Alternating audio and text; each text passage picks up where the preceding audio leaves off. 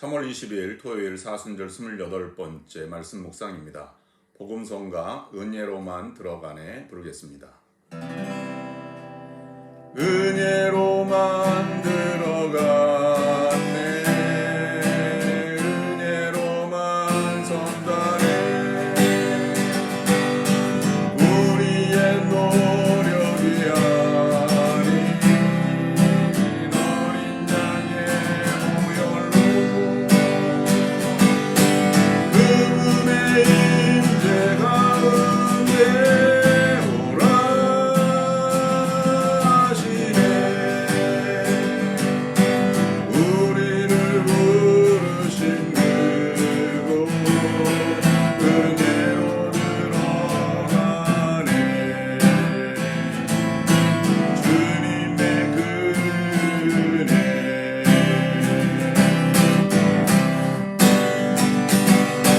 범죄한 우리가 어찌 소리요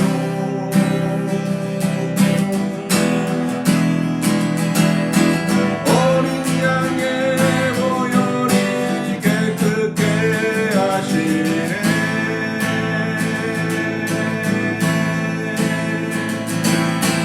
범죄한 우리가 어찌 소리요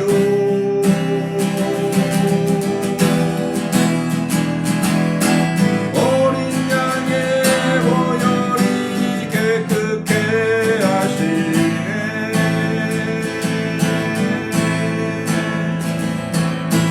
은혜로만 들어가네 은혜로만 선다네 우리의 노력이 아닌 어린 양의 보혈로 그분의 임재 가운데 오라 하시네 우리를 부르신 그곳 은혜로 들어가네 주님의 은혜 주님의 은혜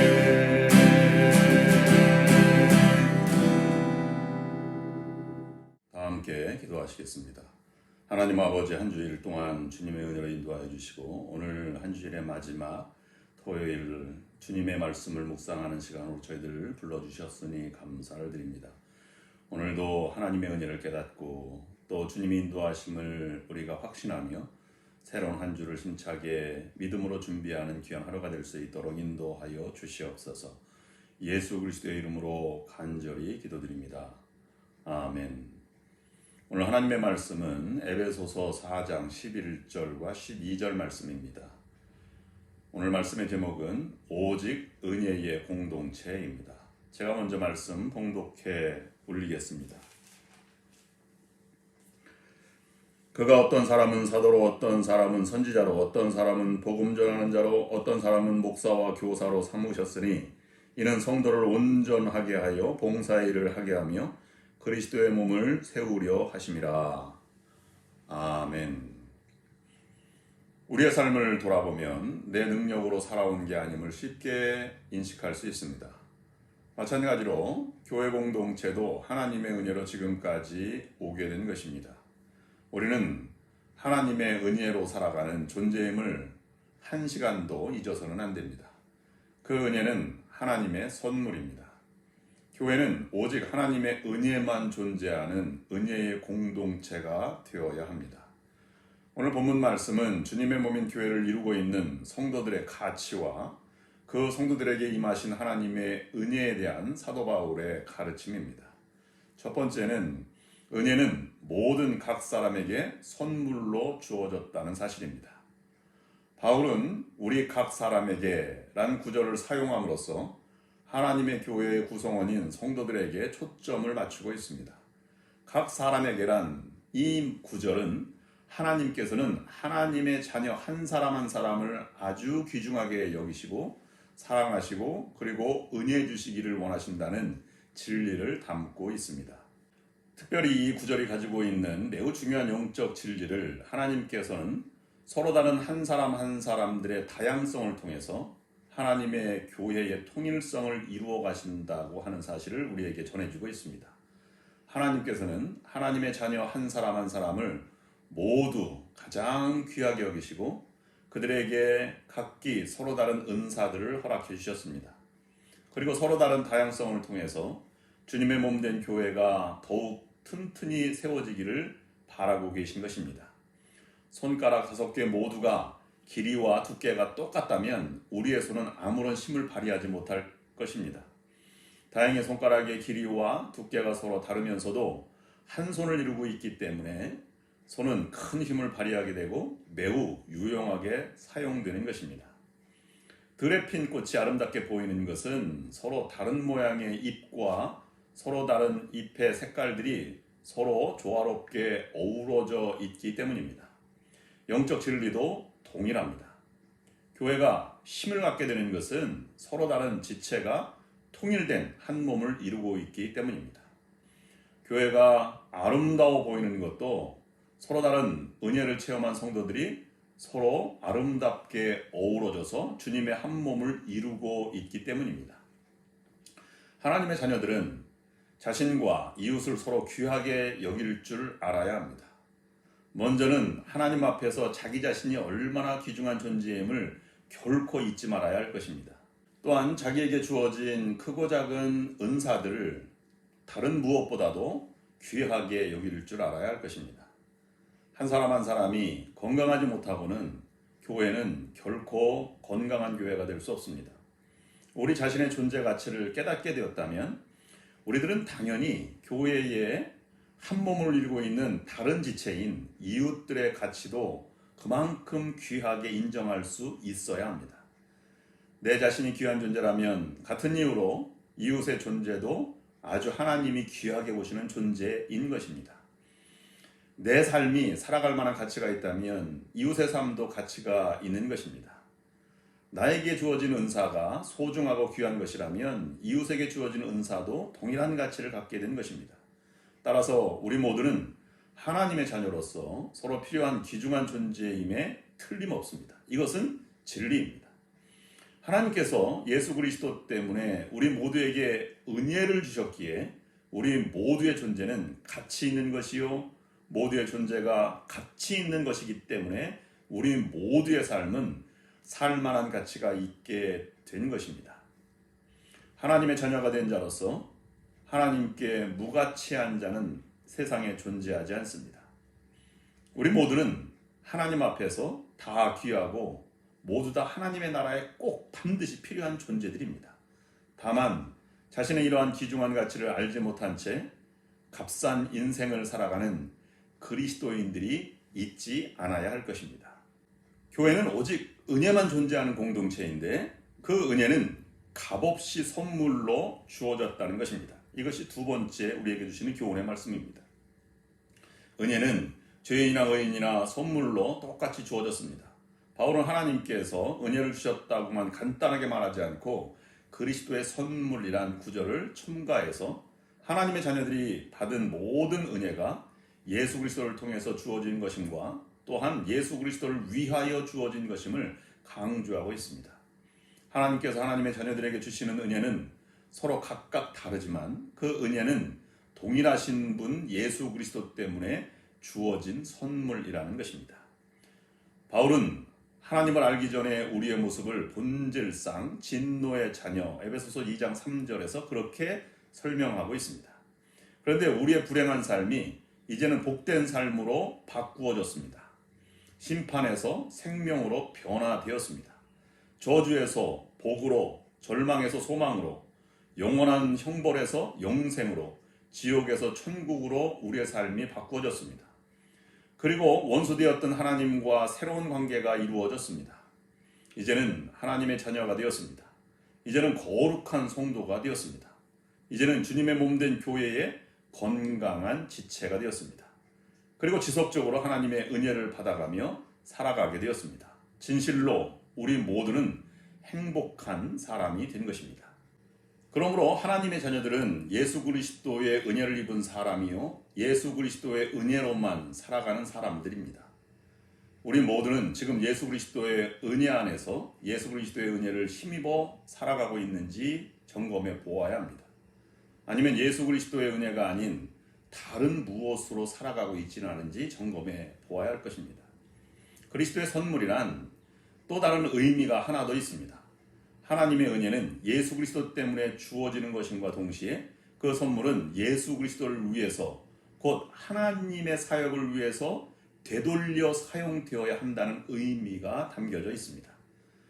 12절에서 이 점을 바울은 분명하게 밝히고 있습니다. 이는 성도를 온전케 하며 봉사일을 하게 하며 그리스도의 몸을 세우려 하심이라.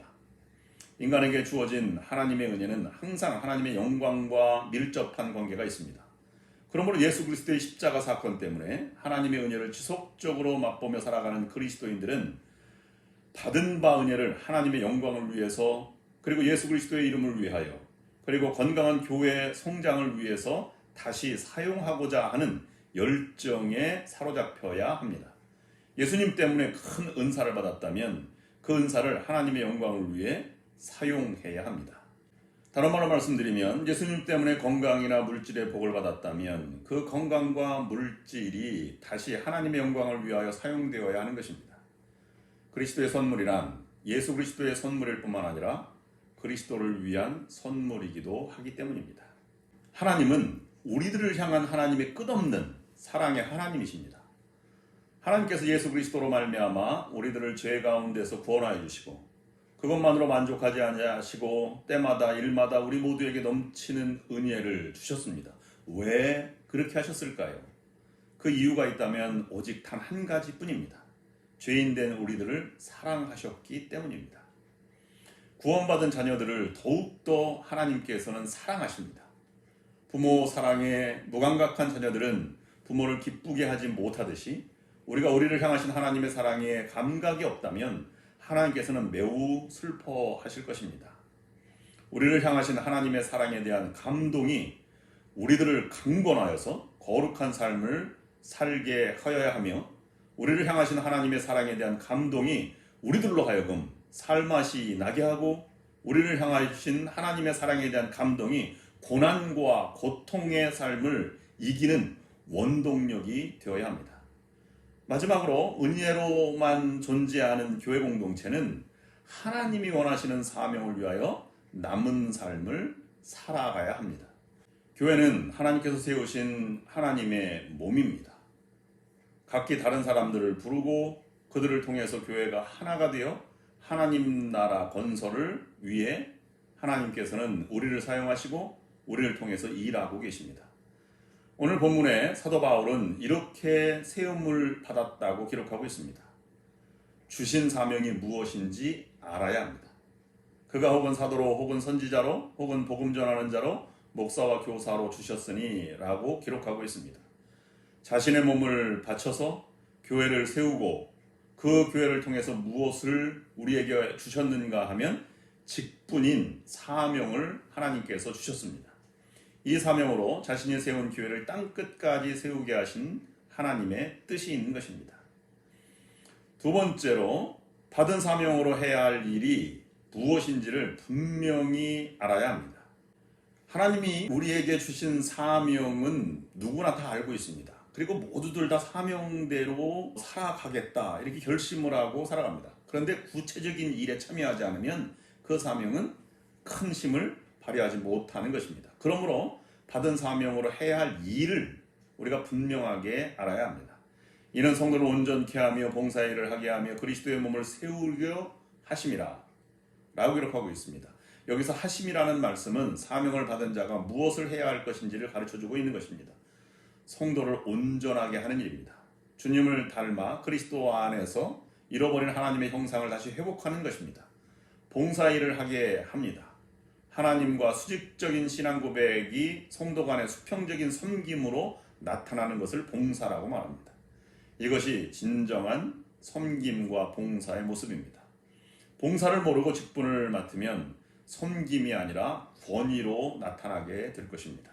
그러므로 하나님을 섬기듯이 우리가 서로 봉사하며 서로 섬기고 교회를 세우려고 한다면 은혜를 먼저 깨달아야 하고 은혜를 받아야 합니다.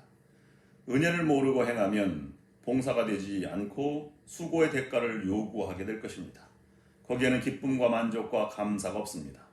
그러므로 대우받음과 인정을 받지 못하면 스스로 포기하고 맙니다. 대가 없이 자원하여서 하는 것이 곧 기쁨이 될 때 우리는 그것을 섬긴다라고 표현하고 있는 것입니다. 칭찬이 없어도 서운함이 없습니다. 사명자가 할 일은 봉사와 충성뿐이기 때문입니다. 하나님의 교회는 충성된 자를 일꾼으로 세워야 합니다. 그것은 곧 그리스도의 몸을 세우는 것이기 때문입니다. 사명자는 주의 몸을 세우는 그러한 귀중한 존재입니다. 사명을 다하여 주님을 섬기면서 또 이웃을 섬기면서 승리하시는 여러분 모두가 될 수 있기를 주님의 이름으로 축원합니다. 기도하시겠습니다. 하나님 아버지, 우리 교회 공동체가 오직 하나님의 은혜로 우리 진행되고 또 인도함 받는 그런 귀한 우리 교회가 될 수 있도록 인도하여 주시옵소서. 사명을 발견하게 하시고 그 사명대로 참여하는 일에 최선을 다해서 충성하는 모든 그리스도인들이 될 수 있도록 인도하여 주시옵소서. 예수 그리스도의 이름으로 간절히 기도드립니다. 아멘.